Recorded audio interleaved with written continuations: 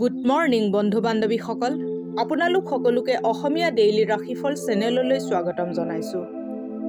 আজি সোমবাৰ 2025 ফেব্ৰুৱাৰী মাহৰ 3 তাৰিখ আৰু অসমীয়া মাঘ মাহৰ 20 তাৰিখ। আজি সূৰ্য উদয় হ'ব 6:10 আৰু সূৰ্য অস্ত যাব 5:03। এতিয়া আহিছোঁ ৰাশিফলসমূহলৈ। মেষ ৰাশি।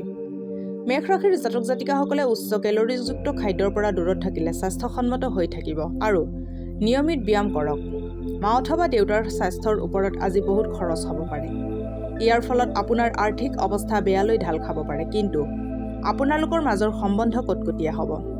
আপুনি নিজৰ সমস্যাসমূহ পাহৰি পৰিয়ালৰ লগত ভাল সময় অতিবাহিত কৰক। আপোনাৰ প্ৰিয়জনে আপোনাৰ পৰা প্ৰতিশ্ৰুতি বিচাৰিব, কিন্তু এনেকুৱা প্ৰতিশ্ৰুতি নিদিব যি আপুনি সম্পূৰ্ণ কৰিব নোৱাৰে। যিবিলাক লোক বিদেশ ব্যৱসায়ৰ লগত জড়িত সিহঁতৰ আজি যথেষ্ট লাভ হোৱাৰ সম্ভাৱনা আছে। ইয়াৰ লগতে চাকৰিৰ লগত জড়িত এই ৰাশিৰ জাতকসকল নিজৰ প্ৰতিভাৰ ব্যৱহাৰ কৰ্মক্ষেত্ৰত পুৰাদমে কৰিব পাৰিব।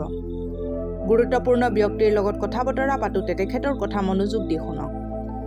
বিয়াৰ আগৰ ধুনীয়া দিনৰ স্মৃতিখিনি আজি সতেজ হ'ব পাৰে। সেই আগৰ দৰে ঘূৰি ফুৰা, হাঁহি ধেমালি আৰু ফূৰ্তি ইত্যাদিবোৰে আপোনালোকৰ বাবে উপহাৰ। কেতু যন্ত্ৰ পূজা ঘৰ অথবা ঘৰৰ মন্দিৰত থলে আৰু তাৰ নিয়মিত ৰূপে বন্দনা কৰিলে কৰ্মজীৱনত সফল হ'ব। এতিয়া আহিছোঁ বৃষ ৰাশিলৈ। বৃষ ৰাশিৰ জাতক জাতিকাসকলৰ আজি ফূৰ্তি আৰু নিজৰ পচন্দৰ কাম কৰাৰ দিন। আজি আপুনি ঘৰৰ পৰা ধনাত্মক ভাৱ এটালৈ ওলাব যদিও মূল্যৱান বস্তু এটা চুৰি হোৱাৰ বাবে আপোনাৰ মন বেয়া হৈ যাব। পৰিয়ালৰ সদস্যৰ মাজত পইচালৈ কলহ হ'ব পাৰে। পইচাৰ বিষয়ত আপুনি ঘৰৰ সকলো মানুহকে স্পষ্ট হোৱাৰ পৰামৰ্শ দিব পাৰে। প্ৰেম সদায় আত্মীয় হয় আৰু এই কথা আজি আপুনি অনুভৱ কৰিব। আজি কৰ্মক্ষেত্ৰত আপোনাৰ পুৰণা কামৰ প্ৰশংসা হ'ব পাৰে। আপোনাৰ কাম দেখি আজি আপোনাৰ পদোন্নতিও সম্ভৱ। ব্যৱসায়ীসকল আজি অনুভৱী লোকৰ পৰা উপদেশ ল'ব পাৰে। নিজৰ কামৰ পৰা অব্যাহত লৈ আজি আপুনি কিছু সময় নিজৰ জীৱনসংগীৰ লগত কটাব পাৰিব। সৰু সৰু কথাক লৈ আপোনাৰ আৰু জীৱনসংগীৰ মাজত চলি থকা বিবাদ আপোনাৰ বৈবাহিক জীৱন অধিক জটিল হৈ পৰিব পাৰে। সেইবাবে অন্যৰ কথা শুনি নিজৰ জীৱনটো দুৰ্বিষহ কৰি নেপেলাব। আৰ্থিক স্থিতিক ভাল কৰিবলৈ ৰাতি চৌকাৰ জুই গাখীৰেদি নুমাব। এতিয়া আহিছোঁ মিথুন ৰাশিলৈ।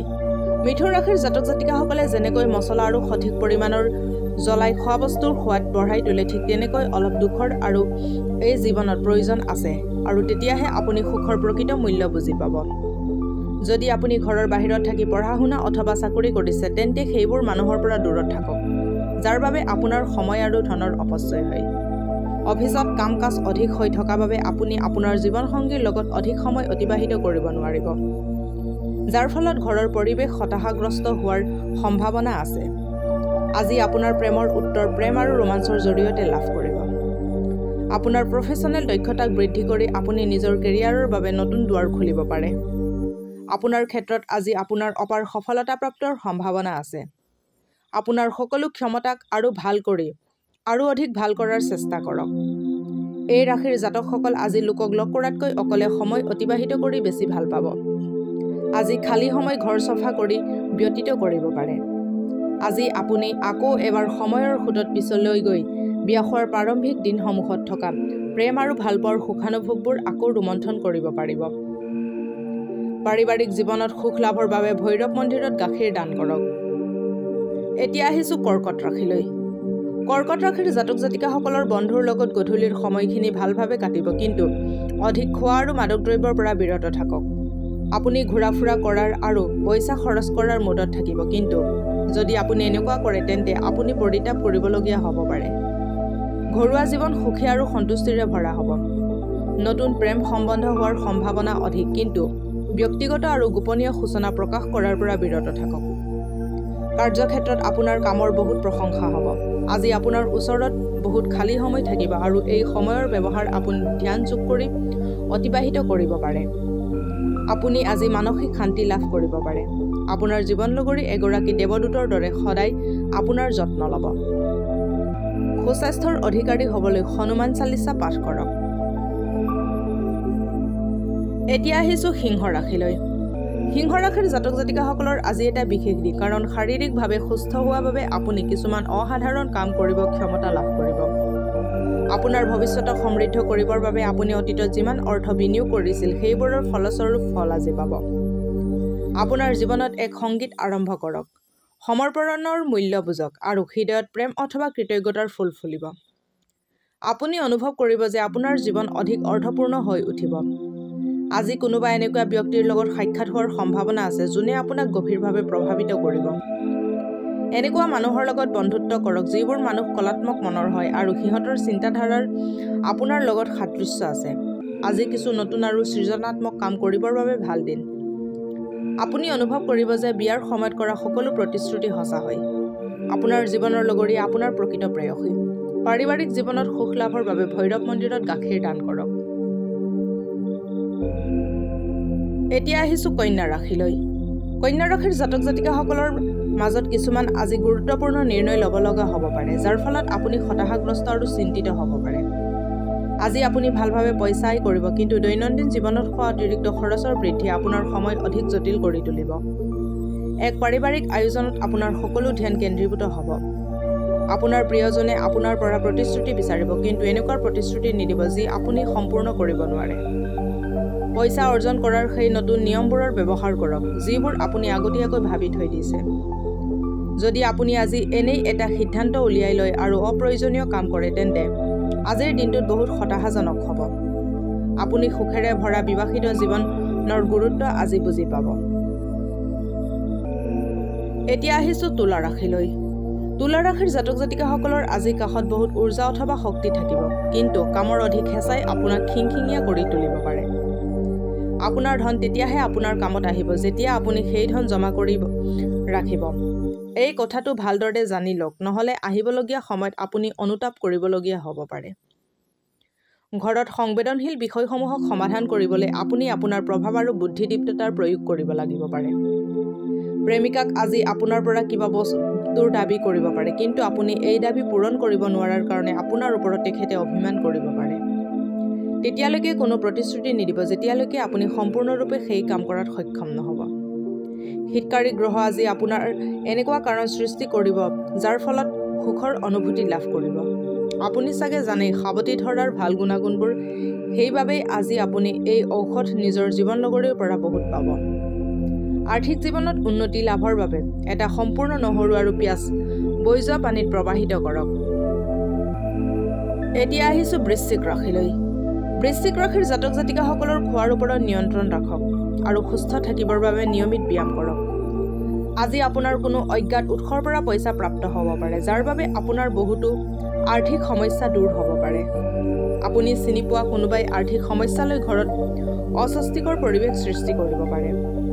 সময়, কাম কাজ, পইচা, বন্ধু বান্ধৱ, আত্মীয় সকলো একপিনে আৰু আপুনি আৰু আপোনাৰ প্ৰিয়জন আন একপিনে। দুয়ো প্ৰেমতে বিলীন হৈ থাকিব আৰু আপোনালোক নিজৰ মুদতে থাকিব। দীঘল পৰিযোজনা সম্পূৰ্ণ কৰাৰ দিশত আগবাঢ়িব।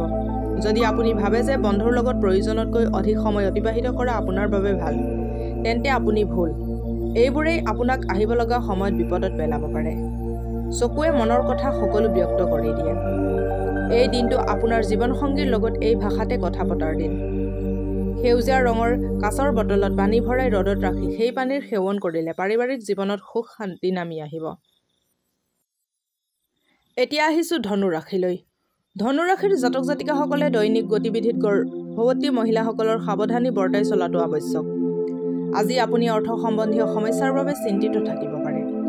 ইয়াৰ বাবে আপুনি কোনোবা জনা শুনা ব্যক্তিৰ পৰামৰ্শ ল'ব পাৰে। আপুনি অনুভৱ কৰিব যে আপোনাৰ বন্ধু বান্ধৱ বহুত সহযোগী স্বভাৱৰ হয়, কিন্তু আপুনি যি কয় তাৰ ওপৰত সাৱধানী বৰ্ধন কৰক। আপোনাৰ প্ৰিয়জনৰ অবিহনে আজি আপুনি সময় অতিবাহিত কৰাত সমস্যাৰ অনুভৱ কৰিব। বহুত বিখ্যাত ব্যক্তিৰ লগত উঠা বহা কৰিলে আপোনাৰ নতুন যোজনা আৰু চিন্তাসমূহত বহুত অৰিহণা লাভ কৰিব। ৰাতি আজি আপোনাৰ ঘৰৰ মানুহৰ পৰা দূৰত থাকি ঘৰৰ ছাদত বা ওচৰৰ পাৰ্কত খোজকাঢ়ি ফুৰাটো পচন্দ কৰিব। আপোনাৰ জীৱনসংগী আপোনাৰ প্ৰয়োজনীয়তাসমূহ অৱহেলা কৰিব পাৰে, যাৰ বাবে আপুনি বহুত হতাশ হৈ পৰিব।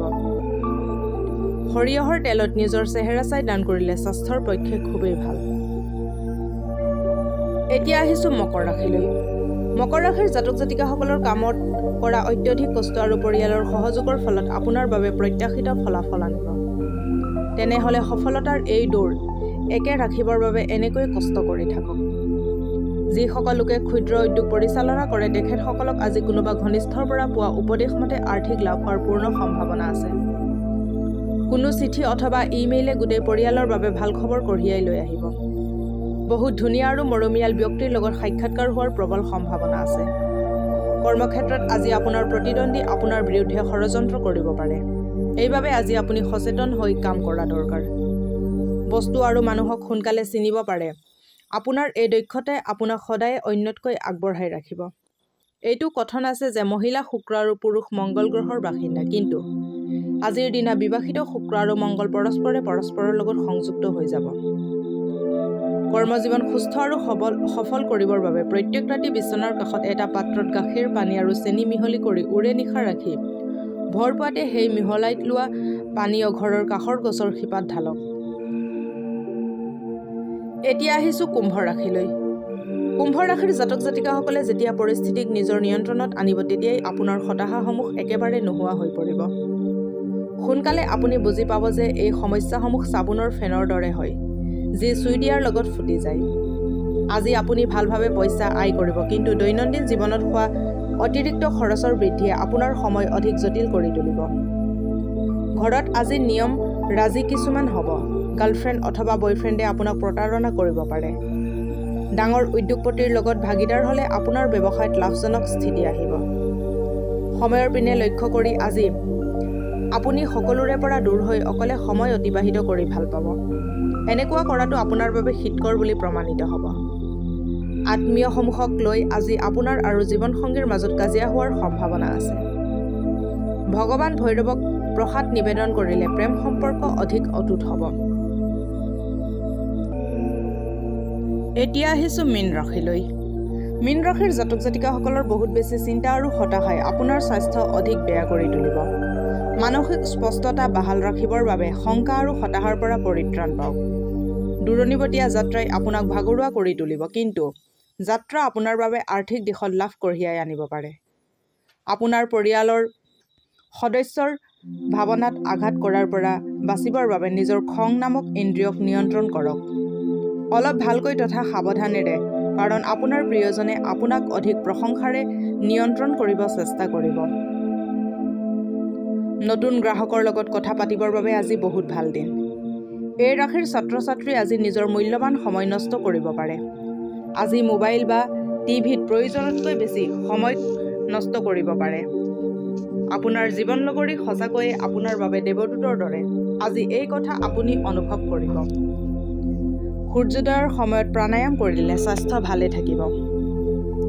আজিলৈ ৰাশিফলৰ ভিডিঅ'সমূহ ইমানেই। যদি ভিডিঅ'বিলাক ভাল লাগে লাইক কৰিব, কমেণ্ট কৰিব, শ্বেয়াৰ কৰিব আৰু ডেইলি ৰাশিফলৰ ভিডিঅ'সমূহ পাই থাকিবলৈ চেনেলটো ছাবস্ক্ৰাইব কৰি ৰাখিব। ধন্যবাদ।